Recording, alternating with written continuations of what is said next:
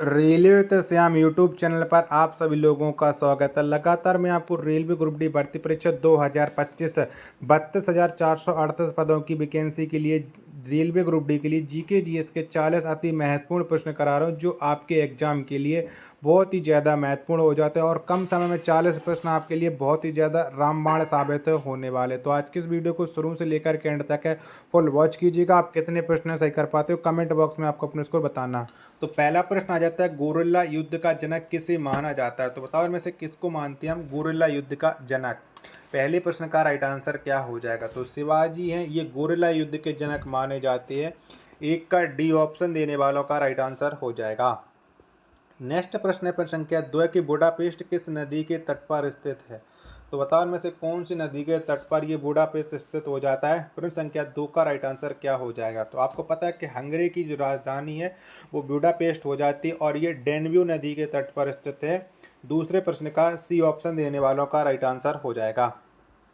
प्रश्न संख्या 3 आ जाता है कि भारतीय रेल का राष्ट्रीयकरण किस वर्ष हुआ? तो बताओ कब हुआ था भारतीय रेल का राष्ट्रीयकरण? तीसरे नंबर प्रश्न का राइट आंसर तो 1950 में हुआ था भारतीय रेल का राष्ट्रीयकरण। 3 का ए ऑप्शन देने वालों का राइट आंसर हो जाएगा। प्रश्न संख्या 4 आ जाता है, किस ग्रह को लाल ग्रह कहा जाता है? तो बताओ हम किस ग्रह को लाल ग्रह की संज्ञा देते हैं? 4 का राइट आंसर आपको देना है। तो मंगल ग्रह को लाल ग्रह कहा जाता है। 4 का सी ऑप्शन देने वालों का राइट आंसर हो जाएगा। प्रश्न संख्या 5 आ जाता है कि युगांडा की राजधानी कहाँ है? तो बताओ इनमें से कहाँ पर है युगांडा की राजधानी? 5 का राइट आंसर क्या हो जाएगा? तो कंपाला हो जाती है युगांडा की राजधानी।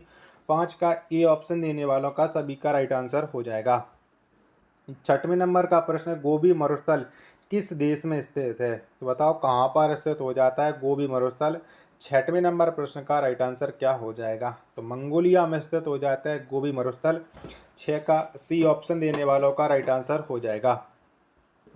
नेक्स्ट प्रश्न पर संख्या 7 आ जाता है आपके सामने, गोल क्रांति का संबंध किससे है? तो बताओ किससे संबंध रखती है ये गोल क्रांति? 7 का राइट आंसर क्या हो जाएगा? तो गोल क्रांति का जो संबंध है वो आलू से हो जाता है। 7 का ए ऑप्शन देने वालों का राइट आंसर हो जाएगा। आशा और उम्मीद करता हूँ आप सभी लोगों को ये वीडियो जरूर पसंद आ रही होगी। तो प्लीज़ इस वीडियो को लाइक और चैनल को सब्सक्राइब करना बिल्कुल ना भूलें। 8वें नंबर का प्रश्न है कि नीली क्रांति का संबंध किससे है? तो बताओ किससे संबंध रखती है ये नीली क्रांति? तो मछली उत्पादन से नीली क्रांति का संबंध हो जाता है। 8 का सी ऑप्शन देने वालों का सभी का राइट आंसर हो जाएगा। प्रश्न संख्या 9 आ जाता है कि सबसे पुरानी चालू परिष्करणशाला कहाँ अवस्थित है? यानी सबसे पुरानी चालू रिफाइनरी कहाँ पर है? 9 का आंसर आपको देना है। तो ये डिगबोई असम में हो जाती है। 9 का बी ऑप्शन देने वालों का राइट आंसर हो जाएगा। अगला प्रश्न पर संख्या 10 है, गरीबी उन्मूलन का नारा किस पंचवर्षीय योजना में दिया गया था? तो बताओ कौन सी पंचवर्षीय योजना में हमने गरीबी उन्मूलन का नारा है वो दिया था? 10 का राइट आंसर क्या हो जाएगा? तो ये 5वीं पंचवर्षीय योजना में दिया गया था। 10 का सी ऑप्शन देने वालों का राइट आंसर हो जाएगा। 11 नंबर का प्रश्न है, काले वन कहाँ पाए जाते हैं? तो बताओ कहाँ पर पाए जाते हैं? तो काले वन ये जर्मनी में पाए जाते हैं।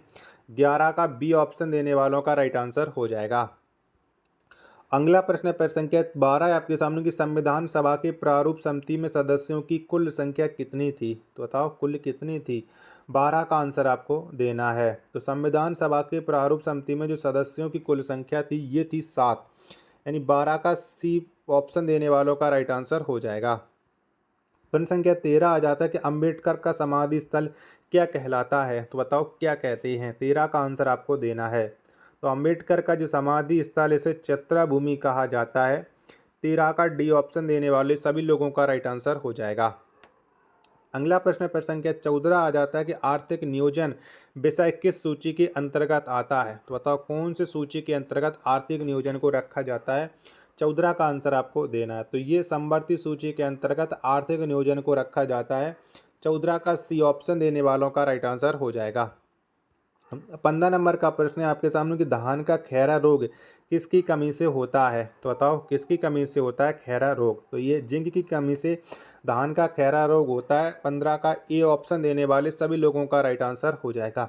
आशा और उम्मीद करता हूँ आप सभी लोगों को ये वीडियो ज़रूर पसंद आई होगी। तो प्लीज़ वीडियो को लाइक और चैनल को आप लोग सब्सक्राइब करना बिल्कुल ना भूलें। अगला प्रश्न प्रश्न संख्या 16 आ जाता है कि संयुक्त राष्ट्र संघ की कुंजी किसे कहा जाता है, तो बताओ किसको कहते हैं। 16 का आंसर आपको देना है। तो संयुक्त राष्ट्र संघ की कुंजी है ये सुरक्षा परिषद को कहा जाता है। 16 का ए ऑप्शन देने वाले सभी लोगों का राइट आंसर हो जाएगा। अगला प्रश्न प्रश्न संख्या 17 आ जाता है आपके सामने, कंप्यूटर साक्षरता दिवस किस तिथि को मनाया जाता है, तो बताओ कब मनाते हैं कंप्यूटर साक्षरता दिवस है। 17 का आंसर आपको देना है। तो ये प्रत्येक वर्ष 2 दिसंबर को कंप्यूटर साक्षरता दिवस मनाया जाता है। 17 का डी ऑप्शन देने वालों का राइट आंसर हो जाएगा। नेक्स्ट प्रश्न प्रश्न संख्या 18 आ जाता है कि सबसे भारी प्राकृतिक तत्व है, तो बताओ कौन सा है। 18 का आंसर आपको देना है। तो सबसे भारी जो प्राकृतिक तत्व है ये यूरेनियम हो जाता है। कौन, यूरेनियम। 18 का बी ऑप्शन देने वालों का राइट आंसर हो जाएगा। प्रश्न संख्या 19 आ जाता है आपके सामने कि सर्वाधिक बाघ संरक्षित क्षेत्र किस राज्य में है, तो बताओ कौन से राज्य में है। तो सर्वाधिक बाघ संरक्षित क्षेत्र हैं ये हो जाते हैं मध्य प्रदेश में। 19 का सी ऑप्शन देने वालों का राइट आंसर हो जाएगा। प्रश्न संख्या 20 आ जाता है कि राष्ट्रीय आय का आकलन कौन करता है, तो बताओ कौन करता है। तो राष्ट्रीय आय का जो आकलन किया जाता है ये केंद्रीय सांख्यिकी संगठन के द्वारा किया जाता है। 20 का ए ऑप्शन देने वालों का राइट आंसर हो जाएगा। 21 नंबर का प्रश्न आ जाता है आपके सामने कि विटामिन सी की कमी से कौन सा रोग होता है, तो बताओ में से कौन सा रोग हो जाता है। तो विटामिन सी की कमी से जो रोग होता है वो रोग होता है स्कर्वी। कौन, स्कर्वी रोग हो जाता है। 21 का डी ऑप्शन देने वालों का राइट आंसर हो जाएगा। 22 नंबर का प्रश्न है आपके सामने कि वाटरलू युद्ध किस वर्ष हुआ था, तो बताओ कब हुआ था वाटरलू युद्ध। 22 का आंसर आपको देना है कि 22 का राइट आंसर क्या हो जाएगा। तो 1815 में वाटरलू युद्ध हुआ था। 22 का ए ऑप्शन देने वालों का राइट आंसर हो जाएगा। प्रश्न संख्या 23 है आपके सामने कि सुल्तान की उपाधि धारण करने वाला पहला शासक कौन था, तो बताओ कौन था जिसने सुल्तान की उपाधि धारण की थी। 23 नंबर प्रश्न का राइट आंसर क्या हो जाएगा। तो महमूद गजनबी हो जाता है सुल्तान की उपाधि धारण करने वाला पहला शासक। 23 का सी ऑप्शन देने वालों का राइट आंसर हो जाएगा। अगला प्रश्न प्रश्न संख्या 24 आ जाता है कि भौतिक अनुसंधान प्रयोगशाला कहाँ स्थित है, तो बताओ कहाँ पर स्थित है ये। 24 का आंसर आपको देना है। तो भौतिक अनुसंधान प्रयोगशाला ये अहमदाबाद में स्थित हो जाती है। 24 का बी ऑप्शन देने वालों का राइट आंसर हो जाएगा। प्रश्न संख्या 25 आ जाता है आपके सामने कि इंडिका की रचना किसने की, तो बताओ किसने की थी इंडिका पुस्तक की रचना। 25 का आंसर आपको देना है कि 25 का राइट आंसर क्या हो जाएगा। तो ये रचना की गई थी मेगास्थनीज के द्वारा इंडिका की। 25 का डी ऑप्शन देने वालों का राइट आंसर हो जाएगा। 26 नंबर का प्रश्न आ जाता है आपके सामने कि चंद्रगुप्त मौर्य ने अपने जीवन के अंतिम समय में किस धर्म की दीक्षा ली, तो बताओ कौन से धर्म की दीक्षा ले ली थी चंद्रगुप्त मौर्य ने अपने जीवन के लास्ट टाइम। 26 का राइट आंसर आपको देना है। तो ये जैन धर्म की दीक्षा ली थी। 26 का बी ऑप्शन देने वालों का राइट आंसर हो जाएगा। 27 नंबर का प्रश्न कि पूर्वोत्तर रेलवे का मुख्यालय कहाँ है, तो बताओ कहाँ पर पड़ता है पूर्वोत्तर रेलवे का मुख्यालय। 27 का आंसर आपको देना है। तो ये गोरखपुर में स्थित हो जाता है। 27 का ए ऑप्शन देने वालों का करेक्ट आंसर हो जाएगा। अगला प्रश्न प्रश्न संख्या 28 आ जाता है कि बरासई की संधि किस वर्ष हुई थी, तो बताओ कब हुई थी ये संधि। 28 नंबर प्रश्न का राइट आंसर आपको देना है। तो बरासई की जो संधि है ये 1919 में हुई थी। यानी 28 का ए ऑप्शन देने वाले सभी लोगों का राइट आंसर हो जाएगा। प्रश्न संख्या 29 है आपके सामने कि भौगोलिक कल्प के अनुसार प्राचीन पर्वत कौन सी है, तो बताओ कौन सा है पुराना पर्वत। 29 नंबर प्रश्न का राइट आंसर आपको देना है कि 29 का राइट आंसर क्या हो जाएगा। तो भौगोलिक कल्प के अनुसार जो प्राचीन पर्वत है ये अरावली हो जाता है। 29 का ए ऑप्शन देने वालों का करेक्ट आंसर हो जाएगा। प्रश्न संख्या 30 आ जाता है आपके सामने, भारतीय रेलवे नेटवर्क कितने जोन में बटा है, तो जोनों की संख्या आपको बताना है। 30 नंबर प्रश्न का राइट आंसर आपको बताना है। 30 के चलिएगा मैं सभी ऑप्शन आपको दे देता हूं जिसके बाद आप लोग इसका राइट आंसर डिसाइड कर सकते हो कि भारतीय रेलवे कितने जोनों में बटा हुआ है। तो ये 17 जोनों में बटा हुआ है। 30 का सी ऑप्शन देने वालों का करेक्ट आंसर हो जाएगा। अगला प्रश्न प्रश्न संख्या 31 आ जाता है आपके सामने, काव्य मीमांसा के लेखक कौन है, तो बताओ किसके द्वारा ये काव्य मीमांसा की रचना की गई थी। 31 का आंसर आपको देना है। तो राजशेखर ये काव्य मीमांसा के लेखक हो जाते हैं। 31 का सी ऑप्शन देने वालों का करेक्ट आंसर हो जाएगा। 32 नंबर का प्रश्न है कि बैक्टीरिया की खोज किसने की थी। तो बताओ किसके द्वारा बैक्टीरिया की खोज है वो की गई थी। 32 का आंसर आपको देना है। तो ल्यूविन हॉक के द्वारा बैक्टीरिया की खोज की गई थी। 32 का बी ऑप्शन देने वालों का करेक्ट आंसर हो जाएगा। 33 नंबर का प्रश्न आ जाता है आपके सामने कि बोल्शेविक क्रांति किस वर्ष हुई थी। तो बताओ कब ये क्रांति हुई थी। बोल्शेविक है, 33 का आंसर आपको देना है। तो ये क्रांति 1917 में हुई थी।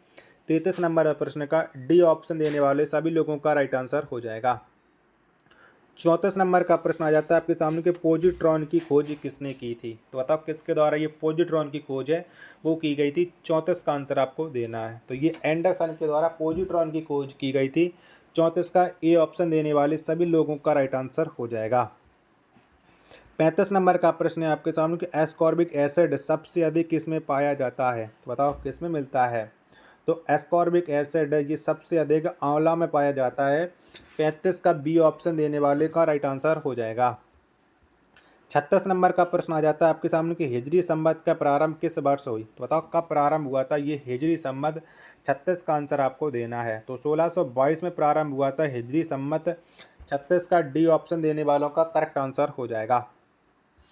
प्रश्न संख्या 37 है आपके सामने कि वेल्डिंग में कौन सा गैस प्रयुक्त होता है। तो बताओ कौन सी गैस का प्रयोग किया जाता है वेल्डिंग में। 37 का आंसर आपको देना है। तो एसिटिलीन का प्रयोग किया जाता है वेल्डिंग गैस में। 37 का बी ऑप्शन देने वालों का राइट आंसर हो जाएगा। अगला प्रश्न प्रश्न संख्या 38 आ जाता है कि प्रथम धर्म युद्ध किस वर्ष से हुआ था। तो बताओ कब हुआ था पहला धर्म युद्ध। तो ये 1095-99 में हुआ था प्रथम धर्म युद्ध। 38 का डी ऑप्शन देने वालों का करेक्ट आंसर हो जाएगा। प्रश्न संख्या 39 आ जाता है कि मिथुन राशि का प्रतीक चिन्ह क्या है। तो बताओ कौन है। तो मिथुन राशि का जो प्रतीक चिन्ह है वो स्त्री पुरुष है। 39 का ए ऑप्शन देने वालों का राइट आंसर हो जाएगा। प्रश्न संख्या 40 और अंतिम प्रश्न आ जाता है कि बैटरी का धन ध्रुव होता है। तो बताओ कौन सा होता है। 40 का आंसर आपको देना है। तो बैटरी का जो धन ध्रुव है ये होता है एनोड। 40 का सी ऑप्शन देने वालों का राइट आंसर हो जाएगा। आशा और उम्मीद करता हूँ आप सभी लोगों को ये वीडियो जरूर पसंद आई होगी। तो प्लीज़ इस वीडियो को लाइक और चैनल को आप लोग सब्सक्राइब करना बिल्कुल ना भूलें। मिलते पर अपने एक और नेक्स्ट वीडियो के साथ। तब तक के लिए धन्यवाद। जय हिंद, वंदे मातरम।